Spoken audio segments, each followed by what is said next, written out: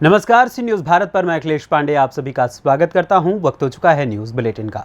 इस बुलेटिन में हम बात करेंगे आगरमालवा की, जहां मांगों को लेकर अनिश्चितकालीन हड़ताल पर बैठे पटवारी।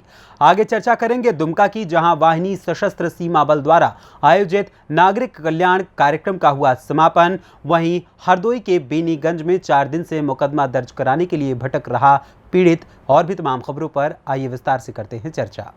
मध्य प्रदेश पटवारी संघ के बैनर तले प्रदेश भर के पटवारी अनिश्चितकालीन हड़ताल पर बैठे। पटवारियों को वर्ष 1998 से निर्धारित किए गए वेतनमान के अनुसार ही वर्तमान 2023 में वेतन दिया जाए, ऐसी 5 सूत्री मांगों को लेकर पटवारी धरने पर बैठे हैं। मध्य प्रदेश के किसान सूखे की वजह से वैसे ही त्रस्त हैं। इधर इंद्र देवता किसानों से नाराज हो गए हैं, जिससे उनकी फसल सूख चुकी है। लेकिन मध्य प्रदेश के यशस्वी मुख्यमंत्री शिवराज सिंह चौहान का किसानों पर कोई ध्यान नहीं है।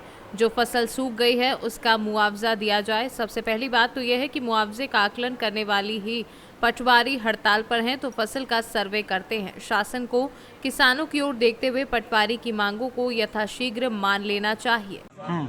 पटवारी संघ अभी हड़ताल में बैठे हुए हैं, करीब करीब इनको 11वां दिन हुआ है, लेकिन शासन प्रशासन पता नहीं क्यों आंख बंद करके ऐसा बैठा हुआ है कि इनको सुनवाई वाला कोई नहीं है। आज हम इन्हीं से बात करते हैं कि ये किन मांगों को लेकर और क्यों हड़ताल पे बैठे हैं। हम जिला अध्यक्ष इनसे बात करते हैं। सर, आपका शुभ नाम क्या है? मैं सिद्धनाथ सिंह, जिला अध्यक्ष पटवारी संघ आगरमालवा। सर, यहाँ पे आप हड़ताल पे कितने दिनों से बैठे हैं? अभी हमारा हड़ताल का 10वां दिन है आज, और हम 28 अगस्त से बैठे हुए हैं। तो क्या कारण है हड़ताल में बैठने का? हमारी मुख्य मांग वेतनमान की है, जो रिवाइज नहीं हुआ है। 25 साल से हम वेतनमान की और हमारे अन्य जो मांगे हैं वेतन वगैरह भत्ते वगैरह, तो हम 25 साल से संघर्ष कर रहे हैं, लेकिन वो हमारा न भत्ते रिवाइज हुए न हमारा वेतनमान रिवाइज हुआ। तो हम बार बार निवेदन कर रहे हैं। हमने पूर्व में भी हड़तालें की, आंदोलन किए हैं, और माननीय मुख्यमंत्री जी द्वारा, ये शिवराज सिंह जी है, इनके द्वारा 2007 में सनावत में हमारा प्रांतीय अधिवेशन था। उस अधिवेशन में इन्होंने घोषणा की थी, हमारी यही 2800 ग्रेड पे की मांग है वेतनमान संशोधन की।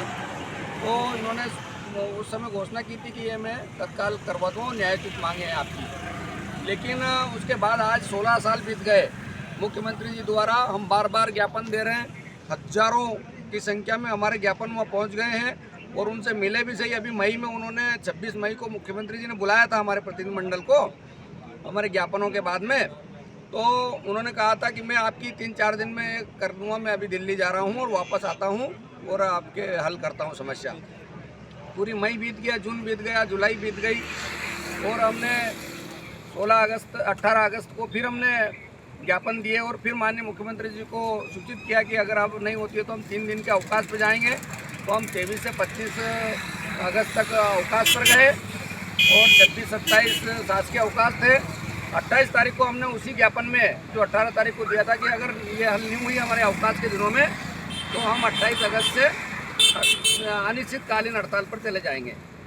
तो उसके मुताबिक तय रणनीति के तहत हम, जो हमारा चरणबद्ध आंदोलन है उसके तहत हम 28 तारीख से हड़ताल पर चले गए हैं। पूरे प्रदेश में पटवारी 28 से अपने बस्ते जमा करके और हड़ताल पर है। हाँ, पूरे प्रदेश को। और हमारी यही मांग है कि हमारा जो 5 सूत्री मांग है हमारा वेतनमान ग्रेड पे 2100 है, उसे 2800 किया जाए, और वो ग्रेड पे के हिसाब से हमारा समयमान वेतनमान संशोधित किया जाए, और हमारे जो अन्य भत्ते हैं, मेडिकल भत्ता, गृह आवास भत्ते, ये सब ये भत्ते हमें सही उचित दिए जाए वर्तमान महंगाई के हिसाब से, और हमारा प्रमोशन किया जाए, और हमारी जो ड्यूटी हमको RI के भी अधिकार दिए उन्होंने, तो हमें संसाधन उपलब्ध कराया जाए। ये हमारी 5 सूत्री मांग है, और हम माननीय मुख्यमंत्री जी से अपील करते हैं कि वर्तमान में किसानों की समस्याएं हैं, तो आप हमारी मांगों पर ध्यान दें और जल्दी हमारी निराकरण करें, ताकि हम फील्ड में जाएं, और वरना हम डटे रहेंगे। अब हम आर पार की लड़ाई लड़ रहे हैं, चाहे जो भी करना हो मुख्यमंत्री जी को वो करें, और हम बैठे रहेंगे।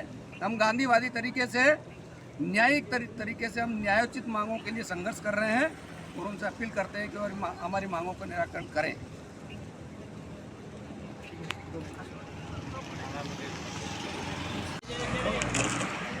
आज 11वां दिन है और करीब करीब अभी 10वां दिन है और पूरे मध्य प्रदेश के पटवारी संघ अनिश्चितकालीन हड़ताल पर बैठे हैं।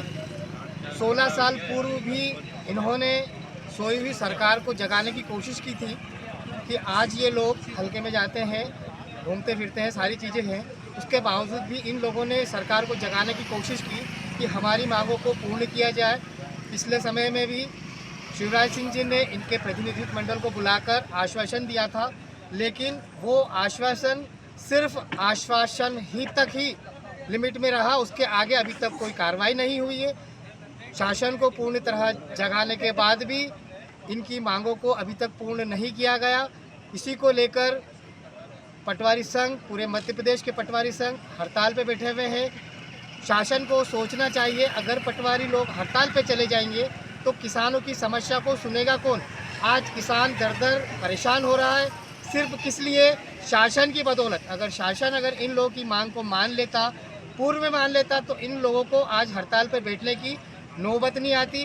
वैसे तो पूरा मध्य प्रदेश, आगर जिला देखा जाए तो सूखाग्रस्त में गया हुआ है। पानी की कमी की वजह से पूरा किसान परेशान है। उसी के तहत पटवारी लोग भी हड़ताल पे हैं।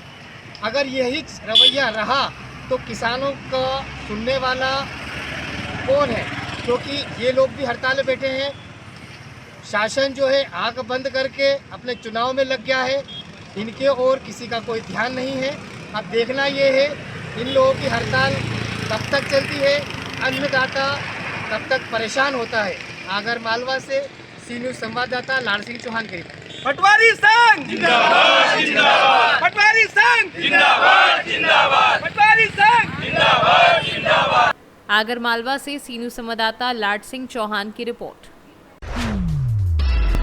दुष्यंत विद्या मंदिर विद्यालय में धूमधाम से मनाया श्री कृष्ण जन्माष्टमी का महोत्सव। प्रधानाध्यापक गिरिजेश शर्मा ने बताया कि नन्हे मुन्ने बच्चों ने प्रतिभाग कर सुंदर सुंदर झांकियां तथा दही हांडी का कार्यक्रम प्रस्तुत किया व वासुदेव के द्वारा श्री कृष्ण को अपने सिर के ऊपर रखकर नदी पार कराने का कार्यक्रम प्रस्तुत किया। दुष्यंत विद्या मंदिर की तरफ से जन्माष्टमी की हार्दिक शुभकामनाएं। आज विद्यालय परिसर में छोटे बच्चों के द्वारा राधा और कृष्ण की ड्रेस पहनकर राधा कृष्ण की झांकियां बनाई गई तथा दही हांडी का प्रोग्राम किया गया।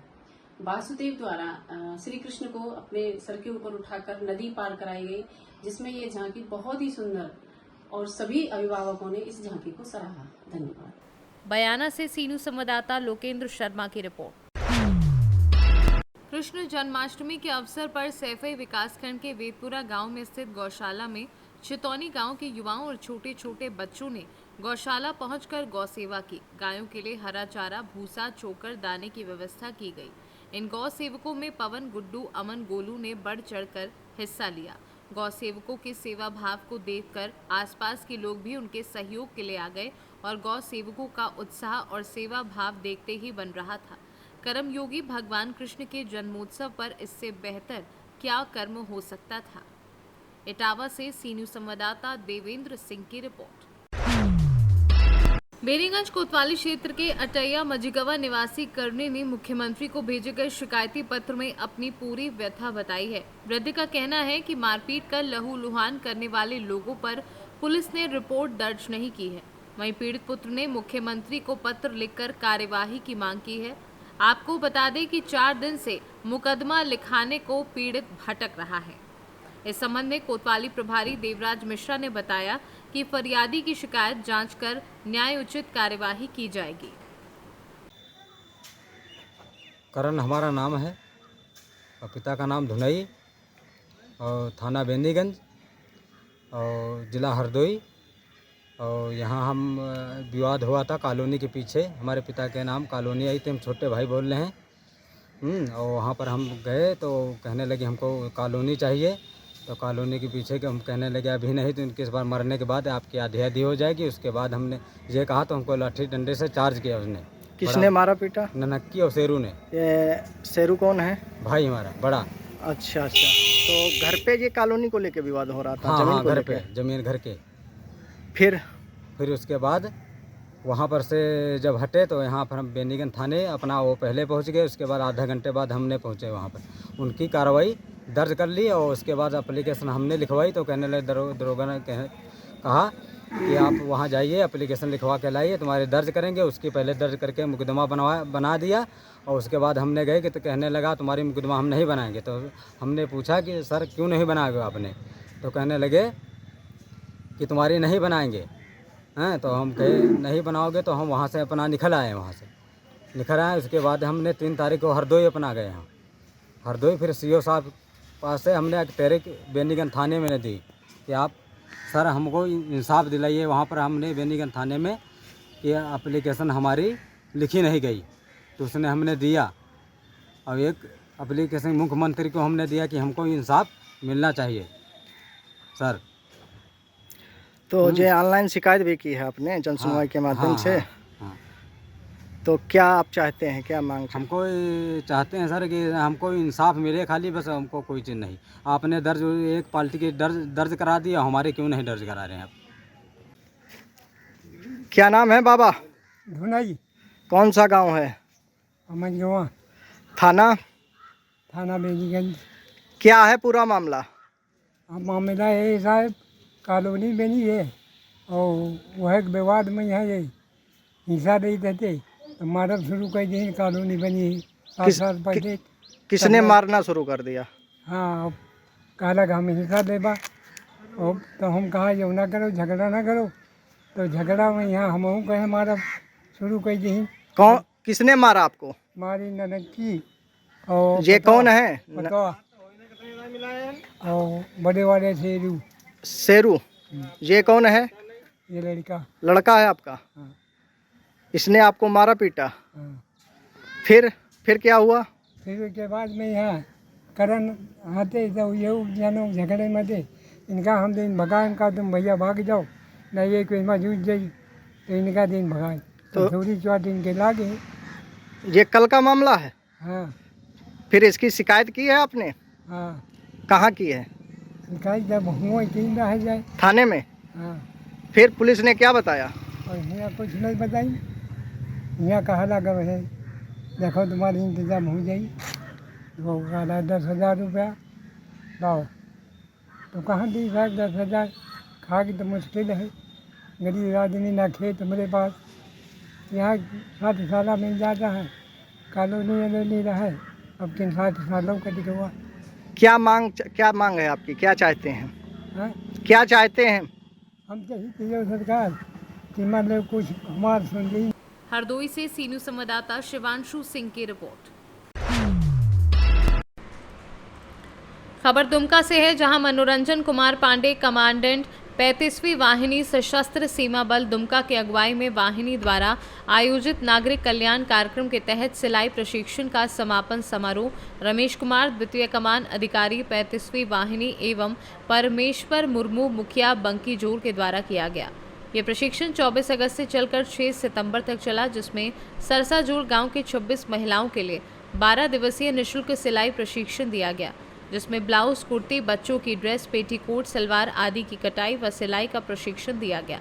मौके पर उपस्थित रमेश कुमार द्वितीय कमान अधिकारी 35वीं वाहिनी सशस्त्र सीमा बल दुमका के द्वारा समस्त महिला प्रशिक्षुओं को संबोधित करते हुए कहा कि सेवा, सुरक्षा व बंधुत्व के मूल ध्येय वाक्य के साथ सशस्त्र सीमा बल आप सभी के सेवा और सुरक्षा के लिए सदैव तत्पर है। इस अवसर पर PL शर्मा, उप कमांडेंट मिहिर कुमार मंडल, प्रधान सारसाजोल परमेश्वर मुर्मू समेत कई लोग उपस्थित रहे। और इसमें क्या है कि रोजगार उत्पन्न करने के लिए, जैसे ग्रामीण क्षेत्र है, ये पिछड़ा क्षेत्र है, तो यहाँ पे अगर रोजगार की कोई संभावना है तो इस टाइप के छोटे छोटे जो काम है इससे लोग अपना रोजगार पा सकते हैं। और ये स्विमिंग और टेलरिंग जो काम होता है इसमें बहुत ज़्यादा इन्वेस्टमेंट की ज़रूरत नहीं है, जहाँ जिसमें गांव वालों को बहुत ज़्यादा इन्वेस्टमेंट लगाना पड़े। 2-4 हज़ार रुपये की मशीन आती है, कई बार हम मशीनें भी देते हैं। लास्ट टाइम हमने कुछ मशीनें भी डिस्ट्रीब्यूट करी थी और आने वाले टाइम में मतलब हम स्विंग मशीन भी हम डिस्ट्रीब्यूट करते हैं। तो उसी के तहत हमारे टेलर मास्टर यहाँ पे हैं जो SSB के अपने ही टेलर संदीप हैं, उनके थ्रू हमने ये 2 हफ्ते का कार्यक्रम चलाया है। तो अभी आज इसका समापन था यहाँ पे, तो समापन में हमने देखा बच्चों ने काफ़ी सारी चीज़ें खुद भी बना के लाए हैं। दुमका से सीनू संवाददाता सद्दाम हुसैन की रिपोर्ट। फिलहाल के लिए इस न्यूज़ बुलेटिन में बस इतना ही। देश दुनिया की तमाम खबरों के लिए देखते रहें न्यूज़ भारत। हर खबर आपके साथ, आपके हाथ।